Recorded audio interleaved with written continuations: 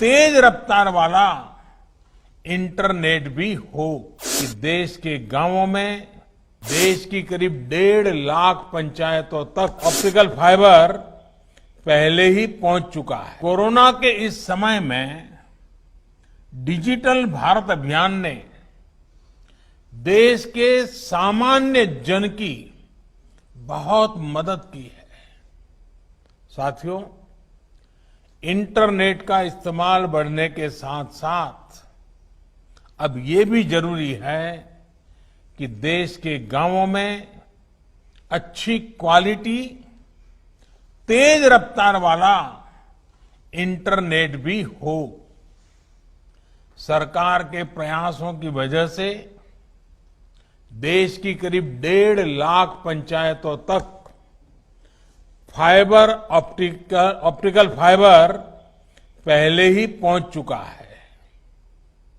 यही नहीं, बीते 6 साल में देश भर में 3 लाख से अधिक कॉमन सर्विस सेंटर भी ऑनलाइन जोड़े गए हैं।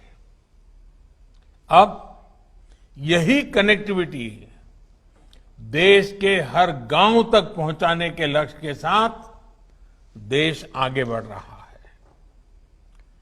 जब गांव-गांव में तेज इंटरनेट पहुंचेगा तो गांव में पढ़ाई आसान होगी।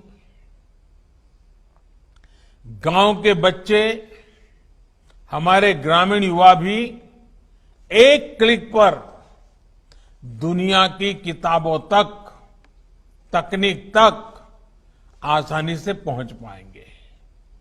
यही नहीं, टेली मेडिसिन के माध्यम से अब दूर सुदूर के गांवों में भी सस्ता और प्रभावी इलाज गरीब को घर बैठे ही दिलाना संभव हो पाएगा। आपको मालूम है, पहले अगर रेलवे में कहीं आरक्षण करना होता था तो गांव से शहर जाना पड़ता था, कतार में खड़ा रहना होता था और रेलवे का आरक्षण के लिए हमें जाना पड़ता था। आज कॉमन सर्विस सेंटर में जाकर के अपने ही गांव में आप रेलवे का रिजर्वेशन, कहीं और जाना है तो उसका रिजर्वेशन आसानी से करा सकते हैं। क्यों? इंटरनेट की सुविधा। हमारे किसानों को भी इसका बहुत बड़ा लाभ मिलेगा। इससे किसानों को खेती से जुड़ी हर आधुनिक तकनीक, नई फसलों, नए बीजों, नए तौर तरीकों और बदलते मौसम की जानकारी रियल टाइम में मिलनी संभव हो पाएगी।